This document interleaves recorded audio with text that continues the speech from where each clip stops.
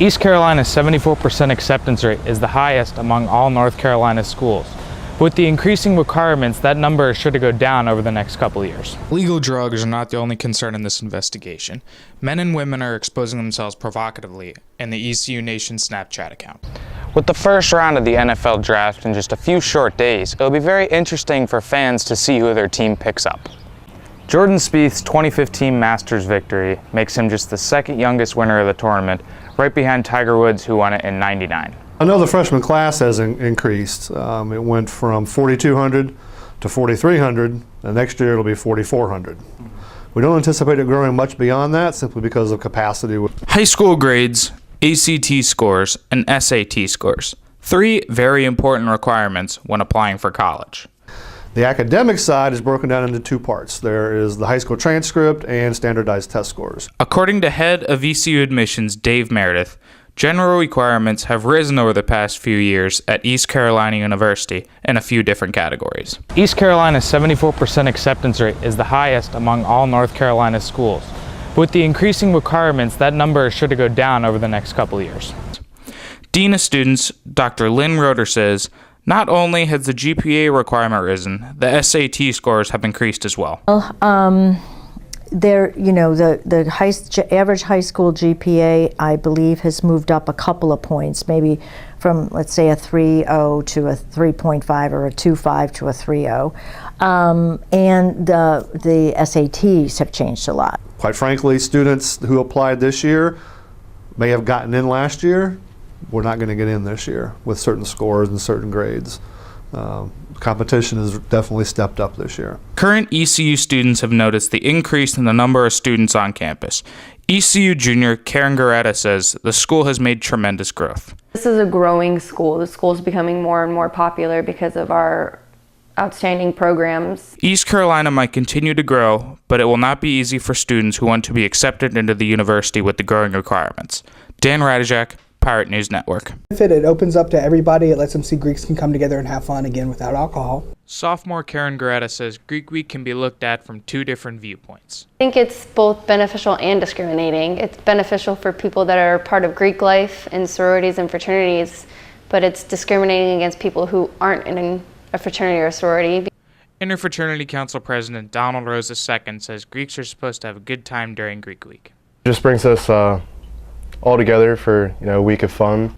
Garetta says it's not fair that only Greeks get to participate. To the people not in a Greek, participant, what do we get? Greek Life Director Keith Tingley says his department has no control over what's going on during the event. Greek Week is completely student-run. That is one thing we like to emphasize. It is not actually run at all by the Office of Greek Life. Garetta says Greek Week still has many benefits. Benefits the student body in the sense that people that are in Greek life, they get to interact with each other and have competitive yet friendly competition.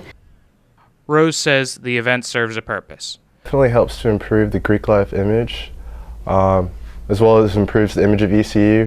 Tingley says even with the fun of Greek Week, there are challenges that come with it. It's just really hard to communicate to all the organizations and all the people in all the organizations. Rose says Greek Week promotes a positive image of the Greek organizations on campus. Don't try to discriminate against non-Greeks by any means, but it does show non-Greeks that we do more than just party. Garetta says having a campus-wide Greek Week would help include non-Greeks.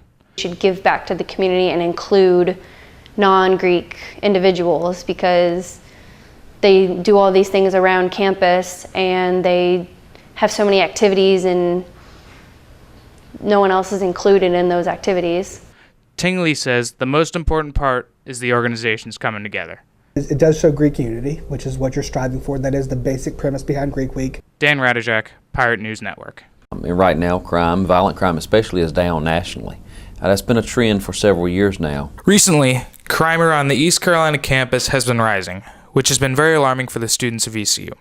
Greenville Chief of Police Ted Saul says crime goes up and down in Greenville. Residents and those who attend the university find this very concerning. Every crime that you have, whether it's on or off campus, will be in peaks and valleys. ECU has been sending out many alerts about the various crimes over the past few weeks, and ECU student Christopher McDowell feels that no one is able to put a stop to these crimes. I feel like their focus is too much the focus is too much on the students, really, because the students aren't a part of most of the violent crimes. Police play a huge role in protecting those who attend ECU, but sometimes they are not enough.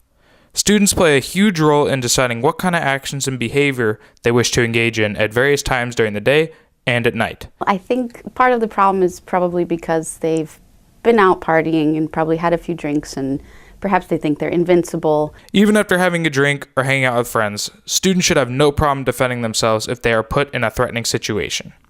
The best opportunity we have for security on your campus is the students. Professor Kate Carmen Jewers encourages the idea of increasing the amount of security, which might make those living on campus or the grid feel much more safe when roaming around at night. I suppose if it were in the budget, perhaps hiring more police officers so that they had an even bigger presence would be great, and maybe even having more of them on duty in the later hours, because that seems to be the most troublesome part of the day. For police, minimizing these forms of crime should be the number one concern, along with keeping criminals off the streets. They have to make some changes. They have to, and I think it's gonna be more harsh punishment towards those who break the law. Dan Ratajczak, Pirate News Network.